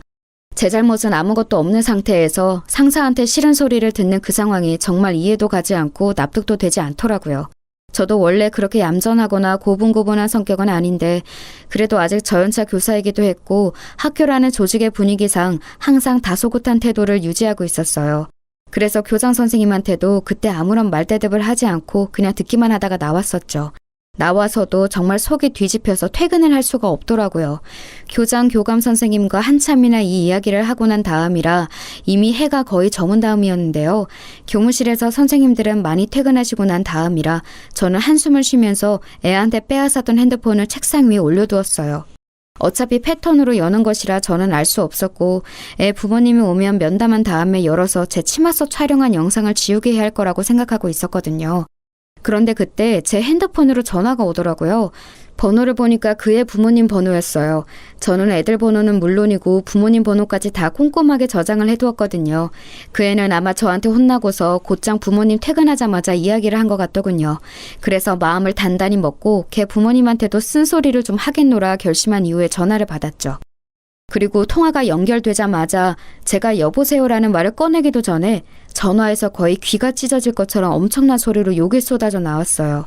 아마 들어보지 못한 분들은 잘 모르시겠지만 전화기를 통해서 그 아기가 가득 눌러 담긴 상대방의 욕설이 저한테 쏟아지는 걸 들으면 거의 정신이 멍멍해질 정도예요. 저는 핸드폰을 들고서 대체 이게 뭔가 싶어서 멍하니 있었어요. 제가 알아들을 수 있는 말은 맨 끝에 문장 하나 정도였죠. 네가 교사면 다야? 너 내가 내일 학교 가서 죽여버릴 테니까 그렇게 알아. 신경질적인 남자 목소리였습니다. 보통은 어머님이 먼저 전화를 하시고 그 후에 면담이 잘 진행되지 않으면 아버님께 전화를 드리는 경우가 많았는데 이번에는 먼저 애 아버지가 먼저 전화를 한 거였어요. 정신이 멍멍해서 대답도 제대로 못하고 있는데 그대로 전화가 끊어지더군요. 저는 멍청한 상태로 앉아 있었어요. 다시 전화를 해서 사정을 설명을 하고 이야기를 나눠보아야 할 것 같은데 도저히 그럴 수가 없더라고요. 그렇게 일방통행으로 욕설을 얻어먹었는데 바로 정신이 차려질 리가 없지 않겠어요? 그래도 한참 앉아있다가 손이 떨리는 걸 가라앉히고서 다시 그 번호로 전화를 해봤지만 저쪽에서 딱 끊더군요. 몇 번 더 해봤지만 계속해서 끊어버려서 저는 결국 아무것도 하지 못한 채로 퇴근을 할 수밖에 없었어요. 가족과 함께 살고 있었기 때문에 제 얼굴이 어두운 걸 보고 엄마가 급히 따라오면서 대체 무슨 일이냐고 물으셨죠. 아, 너 왜 그러니? 무슨 일 있어? 얼굴이 너무 안 됐다. 별거 아니에요, 엄마. 그냥 좀 피곤해서. 애들이 말 안 들었어? 뭐 과일이라도 깎아줄까? 괜찮아요. 필요하면 이야기할게요. 저희 엄마는 가정주부로 평생 살아오신 분이라 굉장히 심약하셨거든요. 그러니까 제가 겪은 일을 그대로 말했다간 거품 물고 넘어가실 게 뻔해서 그냥 제가 입을 다무는 쪽을 선택했던 거였죠. 저희 아빠는 또 다혈질이셔서 이런 일이 생기면 화를 내실 거라 제가 말하지 않는 게 나았고요. 사실 우리 부모님도 나 보호하려고 애쓰셨었지 싶어서 마음이 조금 가라앉았습니다. 부모들은 항상 아이가 학교에서 혼나고 오거나 친구들과 싸우고 오면 마음이 불안정해지기 마련이죠. 아마 그의 아버님도 그런 게 아니었을까 싶었어요. 세상에는 참 여러 가지 사람이 있어서 자기가 불안해지면 욕설로 그 불안을 해소하려고 하는 이들도 있었으니까요. 그 녀석의 태도로 봐서는 부모님의 공격성이 있을 것 같아서 그 정도는 감안하고 마음을 단단히 먹으려고 애를 쓰기도 했습니다. 그리고 다음날 저는 어느 정도는 각오를 한 채로 출근을 했어요. 그런데 아침에는 아마 시간이 없었는지 그의 아버님이 안 오셨더라고요. 그 녀석은 아무 기색도 없는 채로 출석해서 앉아 있었고요. 그런데 눈길도 안 마주치고 고개를 이리저리 팩팩 돌리는 꼴이 전혀 반성한 기색은 아니었죠. 아마 오후나 퇴근 이후에 오지 않을까 싶었을 때였어요. 딱 점심시간 직전인 시간이었는데 끝나기 거의 20분 전쯤 갑자기 교실 문이 벌컥 열려서 정말 깜짝 놀랐습니다. 제가 놀라서 돌아보니까 거기 어떤 중년 남자가 시근덕대면서 서 있더군요. 저는 누구냐고 물으려다가 직감적으로 그 사람이 그 녀석 아버님이라는 사실을 눈치챘어요. 오늘 이렇게 갑자기 찾아올 만한 사람은 그 아버님밖에 없었으니까요. 아버님, 혹시 오늘 면담하러 오셨나요? 지금 수업이 아직 안 끝났으니 조금 기다리셔야... 제가 그렇게 말을 하는데 그 학부모님을 기다리지 않고 그냥 교실로 성큼성큼 들어오시더군요. 그러더니 제 멱살을 잡고 다짜고짜로 밀치셨어요. 저는 너무 창졸간에 일어난 일이라서 비틀거리면서 뒤로 거의 넘어질 뻔했는데 다행히 교탁을 잡아서 넘어지지 않을 수 있었죠. 그대로 넘어졌다면 아마 크게 다쳤을지도 몰랐는데 어떻게든 중심을 잡아서 간신히 서 있었어요. 그런데 그 아버님은 거기서 그치지 않고 교탁을 발로 차면서 소리를 질러대더군요. 네가 선생이면 다야, 어? 야, 네가 내 아들 핸드폰 뺏어갔어? 그거 너 강도질이야, 알아? 네가 무슨 권리로 애 핸드폰을 빼앗아가? 너 공산당이야, 어? 남의 재산을 왜 손을 대? 그 아버님은 정말 말도 안 되는 소리를 하면서 목에 핏대를 세워가면서 소리를 질러댔습니다. 저는 그 아버님이 들어오자마자 제 멱살을 잡고 밀쳐서 놀라 손발이 떨리는 와중에 마구잡이로 고함까지 질러대니 견딜 수가 없었어요. 제 나이 겨우 20 중반 조금 넘었을 때였는데 저연차 교사가 감당하기에는 힘든 일이었죠. 학급 아이들이 전부 다 놀란 눈으로 저를 쳐다보고 있는 가운데 그 애 녀석은 저를 비웃는 얼굴로 빙글빙글 웃으면서 쳐다보고 있더군요. 그리고 그 녀석 주변으로 앉은 비슷한 놈들도 희죽거리면서 쳐다보고 있었고요. 정말 머리가 아득해지는 기분이었어요. 그리고 너 뭐 애한테 소리를 질렀다며? 야, 너 그거 아동학대인 거 알아? 죽을라고 이게 확. 내가 너 고소해서 교사 잘리게 만든다, 알아? 이런 게 선생이랍시고 자리 보존하고 앉아가지고 애한테 소리나 지르고 말이야. 아버님 진정하세요. 일단 말씀이라도 좀 들어보시고. 야, 됐어. 내가 지금 교장하고 교감한테 가서 단판 짓고 올라니까 너 진짜 가만 안 둔다. 그렇게 고함을 지르고서 그 아버님은 순식간에 애를 데리고서는 교실 밖으로 사라져버렸어요. 저는 이제 정말 다리가 떨려서 제대로 서 있을 수가 없더군요. 그렇게 제가 봉변을 당하는 사이에 점심시간 벨이 울렸고 차라리 다행이라는 생각이 들어서 저는 애들한테 밥 맛있게 먹으라는 인사만 간신히 한 채로 교무실로 들어왔어요. 당연히 저는 아무것도 먹지 못했죠. 그러고 나서 한 30분쯤 뒤에 교장실에서 내선 전화가 걸려왔어요. 손 선생, 다시 그 아버님께 전화드려서 정중히 사과드려. 그리고 애한테 핸드폰 돌려주면서 또 미안하다고 사과 꼭 하고. 안 됩니다. 저는 잘못한 게 없어요. 제가 왜 사과를 드려야 하나요? 그리고 그 핸드폰 안에 불법 촬영물이 있는데 그걸 돌려주라는 말씀이세요? 저는 너무 놀라고 화가 나서 대뜸 목소리가 높아졌어요. 하지만 교장 선생님은 그런 제 마음은 아랑곳하지 않고 아무런 상관없다는 듯이 오히려 불쾌하다는 듯이 말씀하시더군요. 아니 송 선생, 지금 나한테 말대꾸하는 건가? 내 지시에 따르지 않겠다는 거야? 선생님이 되어서 교장 지시에 안 따르겠다면 어쩌자는 건가? 지금 잘 처신해야 해. 나도 그 아버님한테서 손 선생 보호를 못 해줘. 하지만요. 그 아버님 이 동네에서 오래 살고 성격도 험한 양반이야. 지난번 걔 4학년 때도 담임 선생님 고소해서 교사 바뀌었던 거 모르나? 내가 보호해줄 수가 없는 사람이라고. 속이 울컥거리더군요. 교장 선생님 말씀대로 사실 제가 뭘 할 수 있는 게 없었어요. 그 아버님 심지어 학교 앞쪽 골목 있지? 거기 정비소 하고 있어. 동네 학부모들하고 사이가 좋아서 한번 그 사람이 물어뜯기 시작하면 진짜 골치 아파진다고. 머리가 아프더군요. 교사라는 직업을 가진 이상 학부모와 소통을 하는 건 피할 수 없는 부분인데 게다가 그쪽에서 제 직업을 망가뜨리려 한다면 제가 저항할 수단조차 없는 게 현실이었죠. 그래서 저는 멍하니 교무실에 앉아 있었어요. 교장 선생님이 말씀하시길 걔 아버지가 학교 앞 골목 정비소를 한다고 했었죠. 그런데 안 돌아가는 머릿속으로도 저희 집이 가지고 있는 건물이 그쯤에 있고 거기 1층에 정비소가 있다는 게 생각이 나더라고요. 설마 거기인가 싶었어요. 사실 아빠 엄마 소유의 건물이고 관리인도 따로 있는 큰 건물이었기 때문에 뭐 제가 딱히 관심은 없는 곳이기는 했어요. 코로나 때 워낙 수익이 안 나와서 월세를 내려서 장사를 하게 해주었다고 그런 이야기를 들었던 게 마지막이었던 것 같더라고요. 걔 아버지가 정말로 거기서 장사를 하고 있는 사람이라면 나한테 이러면 안 될 텐데 라는 생각도 들었고요. 솔직히 선생으로서 하면 안 되는 생각이었지만 그 학생도 그 학부모도 진짜 꼴보기 싫고 우라통이 터지고 그렇더군요. 거기에 더해서 그냥 전체적으로 이 학교라는 세상의 조직 생활이 정말 무척 허무하다고 느껴지기도 했고요. 정신을 못 차리고 있으려니 곁에 있는 선생님들이 빨리 조퇴 먼저 하라고 지금 애들 가르칠 정신이 아닐 것 같다고 저한테 위로를 해주셨지요. 다른 선생님들이 대신 해주시겠다면서요. 아무래도 머리가 너무 아파서 병원이라도 가야 할 듯해서 선생님들의 호의를 고맙게 받고 일어나려는데 그의 녀석이 교무실로 찾아온 거예요. 저기요, 저 핸드폰 이제 주죠? 우리 아빠 또 부르기 전에. 걔는 저를 선생님이라고도 부르지를 않았습니다. 저는 멍하니 걔 얼굴을 보면서 걔가 나를 선생 취급을 안 하는데 내가 걔를 학생 대접을 해줘야 하나 고민이 되었어요. 학기가 시작되고서 그 녀석을 계도하려고 애썼던 시간들 동안 받았던 스트레스가 한꺼번에 치솟는 듯한 기분이었죠. 의기양양하게 저한테 핸드폰을 내놓으라는 그 녀석 얼굴을 보다가 저는 고개를 저었습니다. 네 핸드폰 나한테 없는데?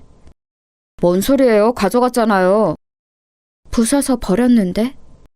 아, 뭔 소리예요? 가지고 있잖아요. 뭘 버려요? 걔는 당황하면서 저를 몸으로 밀치고 제 책상 서랍을 열려고 했어요.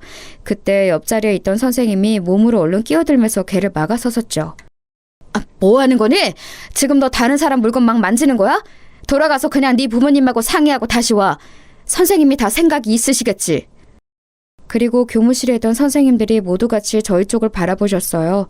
많은 숫자의 시선이 있으니 과연 그 녀석도 더 행패는 못 부리고 씩씩거리다가 아빠 다시 올 거예요 라는 한마디만 남기고는 사라져버렸죠. 저는 머리가 아파서 견딜 수가 없어서 머리를 짚었지만 그래도 동료 선생님이 너무 고마워서 웃어 보였어요. 그 선생님은 빨리 병원에 가라고 제 등 뒤를 밀어서 내보내 주셨죠. 그런데 저는 가기 전에 책상 서랍에서 봉투 하나를 꺼내서 교정실로 향했어요. 다행히도 교장 선생님이 계시더군요. 왜 왔냐고 묻는 탐탁지 않는 눈길 앞에서 저는 봉투를 내려놓았습니다. 사직서입니다. 뭐? 아니, 그 아버지 때문에 그래? 뭘 그런 일 때문에 사직서를 내? 그 애한테 핸드폰 돌려줄 수 없습니다. 저 몰카 찍은 증거니까요. 그리고 그 아버지라는 인간한테도 사과 안 합니다. 못해요. 그러면 그 사람 송 선생 고소한다니까? 하라고 하세요.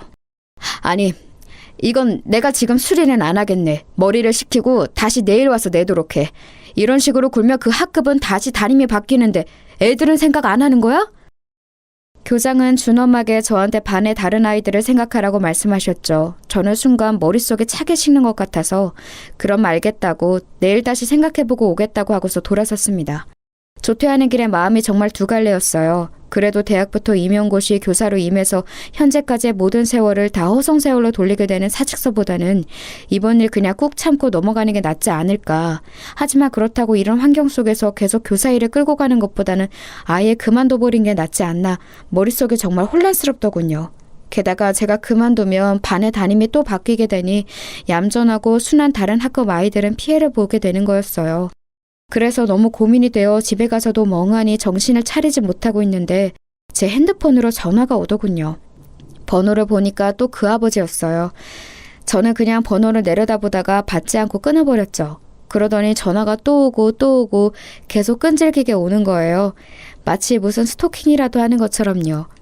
저는 정말로 핸드폰을 그냥 꺼버릴까 했는데 사직할 각오까지 한 마당에 대체 이 인간이 또 무슨 소리를 할까 궁금해서 한 10통쯤 전화 왔을 때 전화를 받았어요. 그랬더니 예상했던 것처럼 또다시 욕설이 줄줄이 튀어나오더군요. 야, 너 내가 기회 줬는데 또 애한테 지랄했어? 뒤진다 진짜. 교장이 설설 기면서 한 번만 기회 달라고 해서 봐줬는데 핸드폰을 부쉈다고? 너 제정신이냐? 저는 이게 욕설 듣는 처음이 아니라서 이미 익숙해진 건지 그렇게 막 화도 안 나더라고요. 그냥 듣고 있자니 조용해서 저쪽은 더 화가 난 것 같았어요. 야, 왜 대답이 없어? 이제 학부모가 우스워 보여? 내가 너 고소해서 꼭 길바닥에 나앉게 만든다. 내가 가만히 있을 것 같아? 어? 니네 부모는 너 그렇게 키웠냐? 선생이라는 게 가정교육을 어떻게 받은 거야? 야, 니네 애미애비는 대체 뭐 하는 것들이길래 이런 걸 선생이랍시고. 저는 가만히 듣고 있다가 그 사람 말이 저희 부모님에게까지 가자 더 듣고 싶지 않아졌어요. 그래서 가만히 확인차 물어보았죠. 아버님, 이 동네에서 정비소 하신다고요?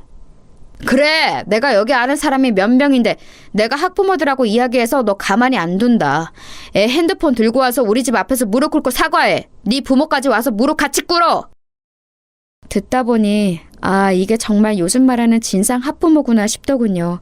그래서 저는 그냥 내일 뵙죠 라고 말하면서 전화를 끊었어요. 또다시 전화가 왔지만 아예 그 번호를 차단시켜버렸죠. 저는 그렇게 하고서 거실로 나갔어요. 제 방에 아무 말도 없이 들어가서 저를 걱정하며 안절부절 하시던 엄마가 저한테 얼른 달려오셔서 제 손을 붙들고 소파로 가서 앉으셨죠. 대체 무슨 일이야? 너 뭐 큰일 있지? 계속 얼굴이 너무 안 좋아. 엄마 나 사직하려고. 뭐? 그게 무슨 소리야? 무슨 일이 있었길래 그래?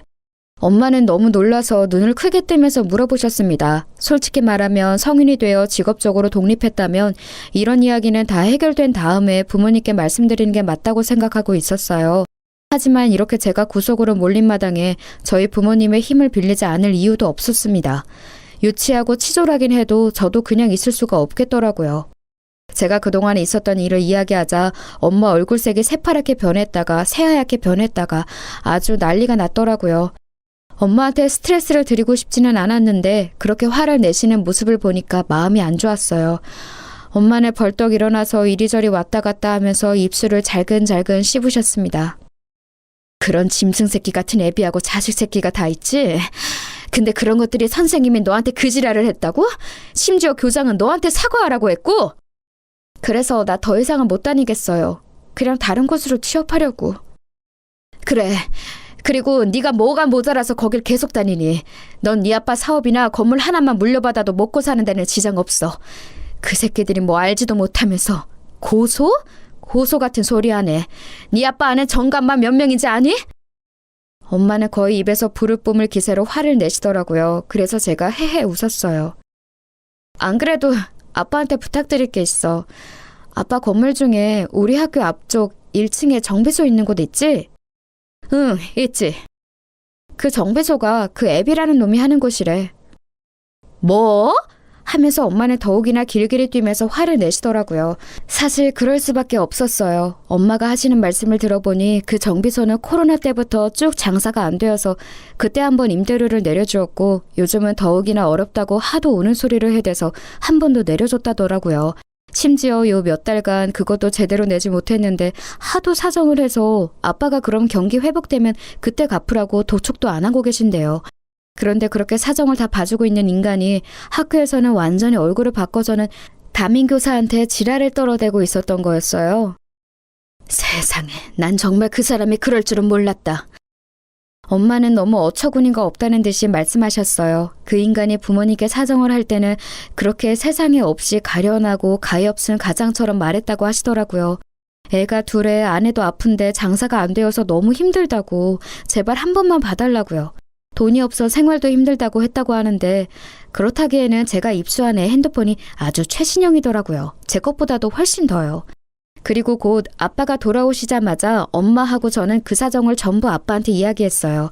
아빠는 평상시에는 자상하고 다정한 분이지만 한번 화가 나면 급발진도 그런 급발진이 없거든요. 아무 말 없이 저와 엄마 이야기를 듣고 계시더니 아빠는 곧 말씀하셨어요. 너 내일 아침 일찍 사직서 내고 와라. 교장 이야기 들을 것도 없다. 네가 애들 가르치는 걸 좋아해서 교사를 직업으로 삼은 거지 생계 때문에 돈 벌어야 하는 것도 아니잖아. 그런 곳에서 네가 고생할 필요 없다. 아빠는 딱 잘라서 말씀하셨어요. 사실 저희 집이 뭐 저 하나쯤 돈 안 번다고 어떻게 되는 집은 아니었거든요. 이 동네에만 상가 건물 제법 큰 걸로 4채가 있고 서울 안에 좀 더 있었고요. 그리고 다음날 아침 아빠가 운전하시는 차를 타고서 저는 학교로 들어갔어요. 일부러 조금 늦게 가서 학생들이 드문드문 등교하고 있었죠. 저는 차에서 내려서 곧장 교장실로 갔어요. 커피를 마시려던 교장이 놀라서 저를 돌아보는데 그냥 사직서를 내려놓고서 돌아서서 나와버렸죠. 그리고 아빠가 기다리다가 차에서 내리셨어요. 저희 아빠 차가 좀 겉으로 보기에 많이 튀는 외제차라서 운동장에 세워놓으니 학생들이 수군대면서 지나가는 게 느껴지더라고요. 약간 쪽팔리기는 했지만 어쨌든 아빠하고 같이 학교 앞쪽 그 정비소 쪽으로 갔어요. 학교 앞 골목 하나만 건너면 되는 곳이라서 상당히 가까웠죠. 정비소가 아직 열기 전이었지만 어차피 그 뒤쪽에서 살림집하고 같이 있는 형태라서 아빠가 곧장 그 정비소 사장한테 전화를 걸었어요. 저한테는 그쪽 목소리가 들리지도 않았지만 아빠가 짧게 몇 마디 하니까 나오겠다고 하는 것 같더군요. 그러고서 채 3분도 안 지났는데 헐레벌떡 사장이 튀어나왔어요. 바로 그 싸가지 없는 애녀석 아버지였죠. 순간 그 사람은 저하고 눈이 마주친 채로 무슨 일인가 헷갈리는 얼굴이었어요. 그리고 아빠가 그 사람한테 그러셨죠. 인사해. 내 딸일세. 안녕하세요. 초면은 아니죠? 제가 그 아저씨를 노려보면서 말하자 순간 말이 안 나오는지 어버버거리기 시작하더군요. 아니 그 사장님 이 아가씨 아니 이 선생님이 사장님 따님. 그래 내 딸이고 내가 어젯밤에 아주 충격적인 이야기를 들었네. 아빠의 표정은 무서울 정도로 굳어있었고 그 사람은 얼굴이 창백하다 못해 헬쑥해지기 시작했어요. 뭐라고 답변할 말도 찾기가 힘든 듯 그 사람은 손을 떨기 시작했어요. 자네 덕분에 내 딸 사직서 내고 오는 길일세. 그동안 내가 자네한테 임대료도 받지 않았던 게 너무 후회가 되는군. 사직서를 내셨다고요? 아니 그게... 고소하실 거면 하세요. 저도 아빠 변호사 좀 빌려서 쓸 테니까. 안 하시면 저희가 고소하려고요. 제가 무표정하게 말하자 얼굴 표정이 진짜 볼만하게 변하더군요. 이번 달 안으로 가게 비우게. 지금까지 안 낸 임대료도 이번 달 안으로 내고. 안 내면 고소장 받게 될 거야. 라고 말씀을 남기시고서 아빠가 돌아서셨어요. 그 아저씨가 달려와서 아빠 바지가랑이를 붙들고 늘어지는데 아빠가 저 먼저 집에 가라고 손짓을 하셨죠. 그러고서 저는 그냥 집으로 와버렸어요. 아빠한테 매달리고 울고 불고 난리였던 모양이지만 아빠가 봐주지 않고 곧장 가게 비우라고 선고를 해버리셨더라고요. 안 그러면 정말 법적으로 절차를 밟는다고 하셔서 결국 그달 안에 그 정비소는 허겁지겁 이사를 나갔고요. 물론 살림집도 같이 있었으니 거의 나앉다시피 한 모양이었어요. 소문으로는 어디 반지하집으로 가서 살고 있다고 하더라고요. 아빠의 선의에 의지해서 살던 사람이 저한테 고약한 짓을 하려다가 된소리를 맞은 꼴이라 별로 불쌍하지도 않았었죠. 결국 저는 교사를 그만두고 일반 회사에 취업해서 다니고 있어요. 당시를 생각하며 다시 교사를 하고 싶은 생각도 들지 않네요. 요즘 교권 추락으로 여러 사건이 많은데 다시 한번 제 경험이 생각나고는 한답니다.